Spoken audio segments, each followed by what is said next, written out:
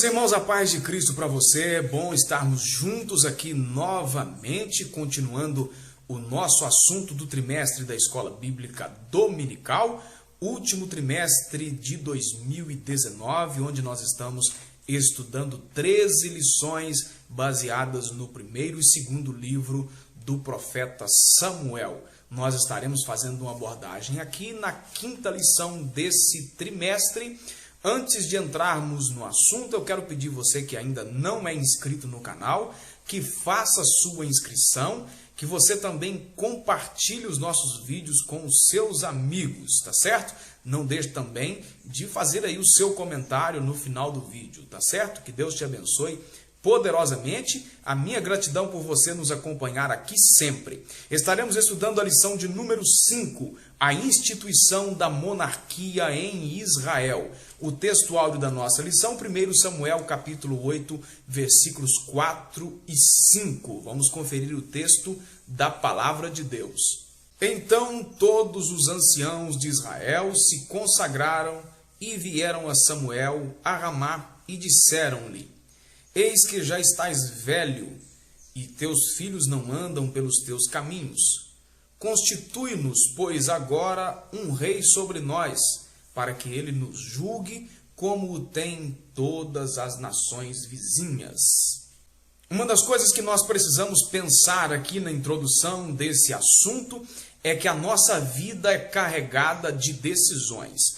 Todos os dias precisamos tomar decisões nas mais diferentes áreas da nossa vida. Decisões que às vezes não têm muito resultado a longo prazo, decisões de momento, como por exemplo, que roupa vestir, que comida comer, enfim, a hora de dormir, a hora de acordar. Mas outras decisões vão influenciar a nossa vida a longo prazo, como por exemplo, que curso fazer na faculdade, que profissão escolher, com quem se casar. São decisões que irão afetar muitas áreas da nossa vida, vão definir, na verdade, o nosso futuro. E nós observamos que algumas decisões que Israel tomou ao longo da história teve consequências seríssimas. Uma dessas decisões é a que nós estamos abordando aqui no texto. A decisão do povo foi marcada simplesmente pela observação daquilo que era aparente, apenas para satisfazer um desejo com uma visão simplesmente natural. A escolha de Saul para governar a nação de Israel trouxe consequências seríssimas para a nação como um todo. Ao tratar da instituição da monarquia em Israel, não podemos ignorar a soberania de Deus em estabelecer a sua forma de governo. Quando você volta um pouco na história de Israel, você vai ver a forma como Deus havia pré-estabelecido, como lidaria com Israel em relação à sua forma de governo, em relação a como se estabeleceria as leis e tudo mais. Desde o início, no tempo de Moisés, Deus estava usando sacerdotes e juízes dotados por capacidades naturais e espirituais para trabalhar as demandas da nação de Israel, para cuidar dos negócios governamentais da nação de Israel. Era Deus quem ditava as regras, era Deus quem dava as ordens, era Deus quem fazia toda a movimentação governamental. Era Deus o provedor de todas as coisas e era Ele quem direcionava através desses homens, como se lê na Bíblia, homens cheios de capacidades, às vezes naturais e espirituais, não é? Que a gente fica até admirado, mas eram poderes, na verdade, dados por Deus. E agora, com esse pedido da nação de Israel, para que Deus desse à nação um rei no modelo das nações vizinhas, isso gerou um problema seríssimo. Embora a monarquia fosse um desejo nacional, Deus interveio e, segundo a sua vontade, estabeleceu essa forma de governo, então, e a partir dali, de uma outra maneira, por uma outra ótica, de ferramentas diferentes, Deus iria continuar agindo na nação de Israel. Nesse sentido, então, nós estaremos estudando a razão da monarquia, a escolha do rei Saul, o primeiro rei de Israel, e as consequências que isso trouxe para a nação como um todo. Essa história toda começou a partir de um desvio de Israel da obediência a Deus. Os israelitas buscavam ao Senhor apenas nos momentos de crise, nos momentos de dificuldade. Você vê isso acontecer durante o livro dos Juízes, que abrange aí um período de cerca de 350 anos, quando então eles ficavam naqueles altos e baixos espirituais. Uma hora eles estavam bem, outra hora estavam mal. Quando estavam mal espiritualmente, Deus levantava um povo opressor para oprimir de alguma maneira. Isso aconteceu diversas vezes. O povo então clamava ao Senhor, Deus levantava um juiz, trazia livramento à nação, e aí eles andavam na presença de Deus por um tempo, depois retornavam tudo de novo para a desobediência como antes. Isso um período de 350 anos, e aí vamos dizer que haja paciência para tolerar um negócio desse. Mas Deus estava lidando com os israelitas dessa maneira. A nação se enveredou pelo caminho das nações pagãs e foram então pedir um rei para que governasse sobre eles no modelo das nações vizinhas. Nesse caso, adotar o regime de monarquia segundo o modelo das nações pagãs significa rejeitar a liderança de Deus. Eu disse ainda há pouco que era Deus quem governava através desses líderes, sacerdotes e juízes. Deus dava para esses homens a direção de como agir nessa e naquela causa. Nenhum problema em Israel ficou sem ser resolvido. Você vê isso na Bíblia, todas as demandas, das mais simples às mais complexas, sendo resolvidas por esses homens de Deus. E aí agora eles simplesmente pedem para si um rei. Eles estavam automaticamente com isso rejeitando a ação da soberania de Deus para governar sobre eles. O que Israel estava fazendo, na verdade, era simplesmente querendo uma forma de governo apenas político-humano, apenas olhando para as questões da política do ponto de vista humano. Você sabe muito bem que Israel é como se fosse um espelho para a igreja. Os grandes problemas que Israel enfrentou no passado, por rebeldia espiritual, também foram esses mesmos problemas ou algo parecido que a igreja enfrentou no período da igreja, simplesmente por virar as costas para Deus e não querer dar importância para aquilo que Deus sempre orientou através da sua palavra.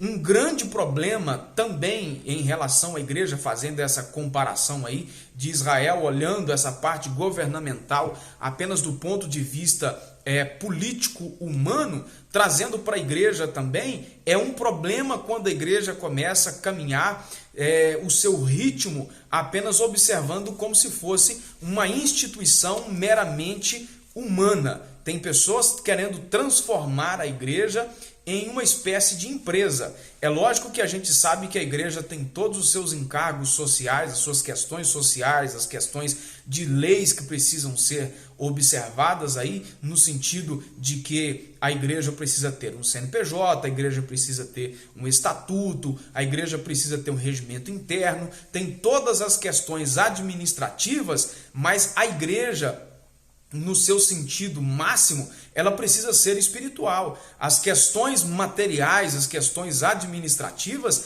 estão submissas às questões espirituais. Nenhuma decisão do ponto de vista administrativo, do ponto de vista institucional, deve ser tomado sem observar primeiro as questões espirituais, porque senão a igreja vai se transformar em apenas um clube de pessoas, em uma organização de pessoas.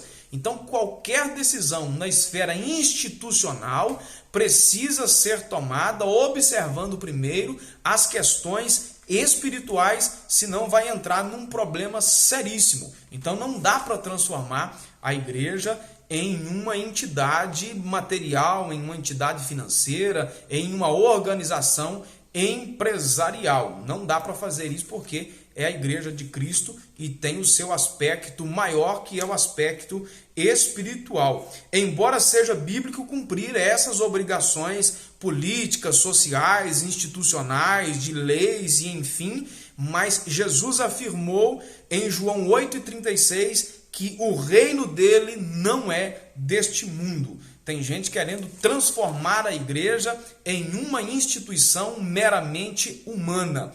A igreja está aqui na terra apenas de passagem. A igreja não é daqui, tá certo? Então, nós estamos aqui apenas de passagem. O reino de Deus não é desse mundo. Continuamos adiante. Este era o contexto dos israelitas. A Arca da Aliança não estava mais com o povo. Nós falamos isso na lição anterior. E havia constantes ameaças dos filisteus, que foi aí um ferrenho inimigo do povo de Israel, não é? Os filhos de Samuel não andavam pelos caminhos do Senhor. Eu li esse texto já no início do vídeo, onde o texto deixa claro aí que os anciãos se reunindo com Samuel, disse isso para Samuel, que os filhos dele não eram tementes a Deus. Nesse sentido, então, o pedido dos anciãos tocou o coração do profeta Samuel, porque ele também tinha consciência de que os seus filhos não tinham condições morais nem espirituais para substituí-lo. Isso que está na lição aqui é um campo melindroso, é um campo problemático em muitos lugares. Biblicamente, não há problema nenhum em um filho de pastor substituir o pai no ministério pastoral. Entretanto, isso não pode acontecer simplesmente pelo amor paterno, simplesmente pela questão hereditária, mas isso deve acontecer, se for acontecer por vocação divina. Olha os requisitos que o autor coloca aqui na lição, estou citando literalmente o que o autor colocou na lição. Isso deve acontecer por vocação divina e por confirmação da igreja de Cristo. Não pode ser por uma imposição, não pode ser por amor paternal, não pode ser também por uma questão de hereditariedade.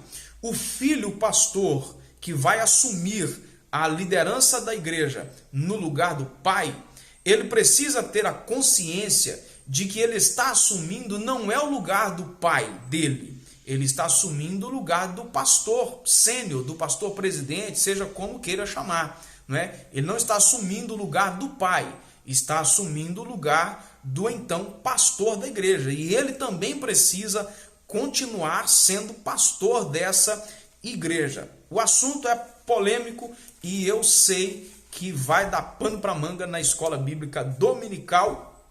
E é isso mesmo que precisa acontecer para algumas coisas chegarem no lugar, tá certo?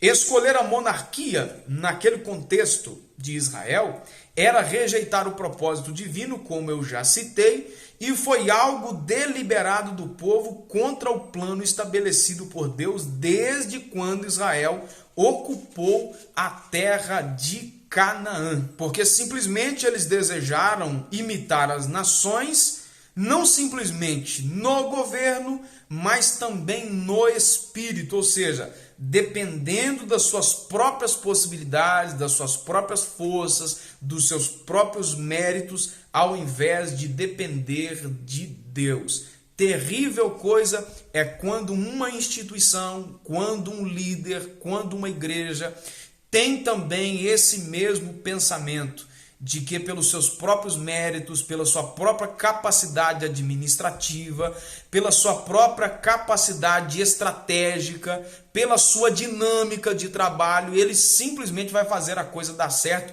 por esses elementos naturais, quem ajunta o povo, quem chama o povo, quem faz as coisas acontecerem, quem movimenta a igreja é o próprio Deus, é o seu Espírito, é Ele quem faz tudo acontecer na igreja e não simplesmente pelas nossas habilidades administrativas.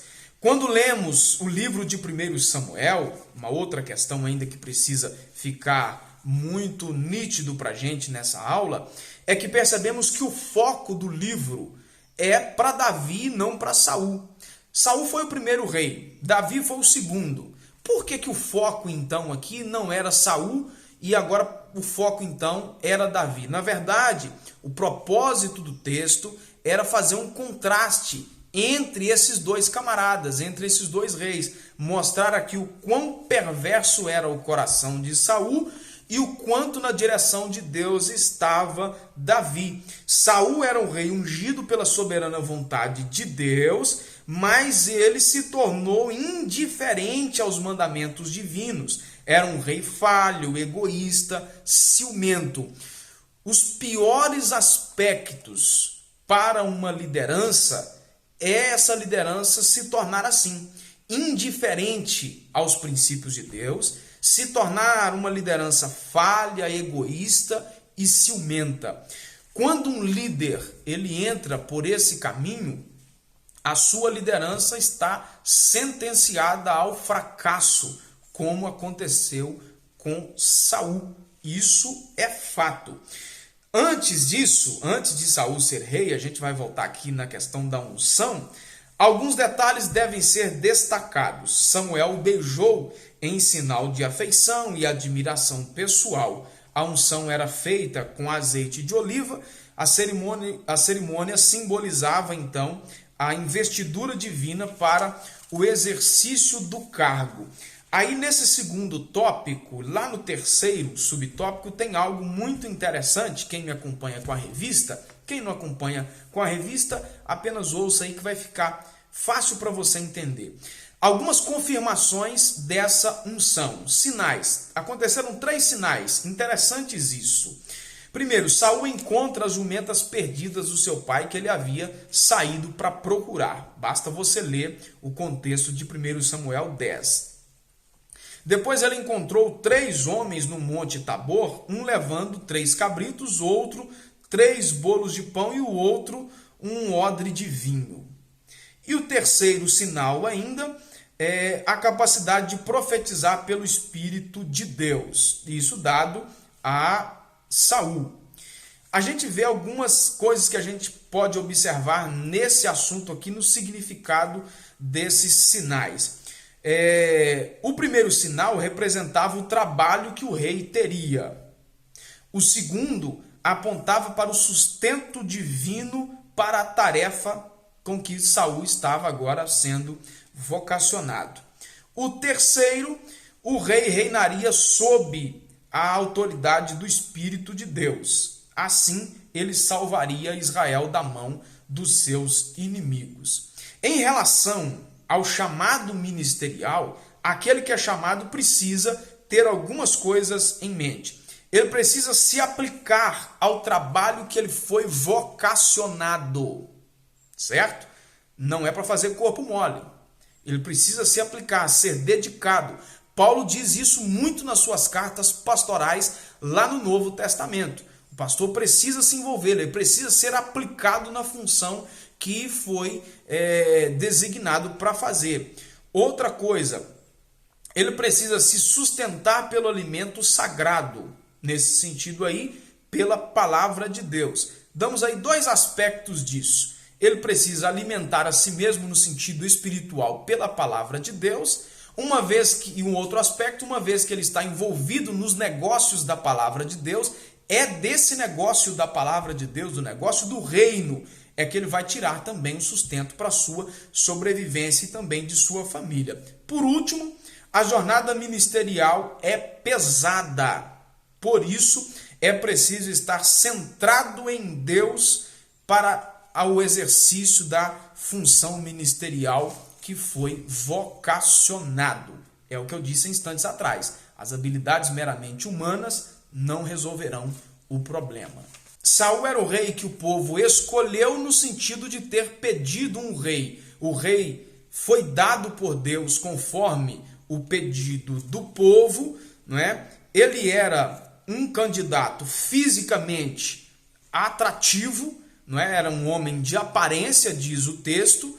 Mesmo não sendo um rei ideal, Deus deu isso ao povo e designou, o nomeou. Havia alguns privilégios e também requisitos necessários para o cumprimento dessa nova função que Saul deveria observar, não é? A implantação de impostos, o confisco de escravos, a produção de perfumes, não é? E dentre outras exigências, dentre outros aspectos dentro dessa função de rei. Eu disse no começo do vídeo que, embora não fosse uma forma de governo que Deus desejava para o seu povo, mas mesmo assim Deus não perderia o seu povo de vista. Ele continuaria atuando entre o seu povo agora com essa nova forma de governo. Deus sempre cuidou de Israel, deu mandamento, escolheu a liderança, não é? Fez com que o povo se arrependesse e voltasse para ele, muitas vezes, mesmo depois desse novo sistema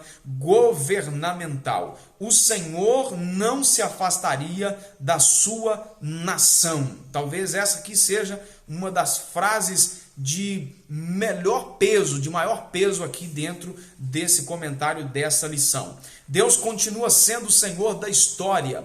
Ele é o Deus absoluto e tem o controle de tudo nas suas mãos. Nada foge dos seus propósitos. Muitas vezes não conhecemos os seus caminhos, muitas vezes não conhecemos os teus desígnios, às vezes não conhecemos as suas intenções, mas Ele continua sendo Deus e continua sendo o Senhor da história. É Ele quem reina, tá certo?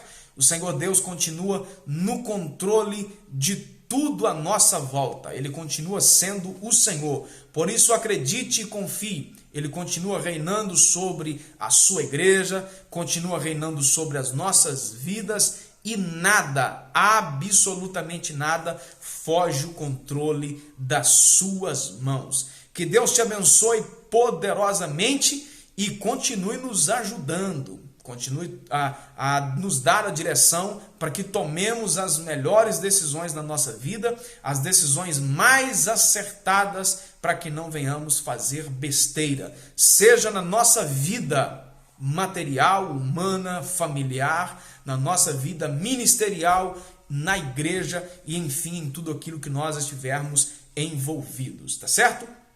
Se você ainda não é inscrito no canal, não se esqueça de se inscrever, compartilhar também os nossos vídeos e fazer aí o seu comentário. Foi bom para você ou não? Acrescente aí. Que Deus te abençoe poderosamente. Fique na paz de Cristo e até o nosso próximo encontro.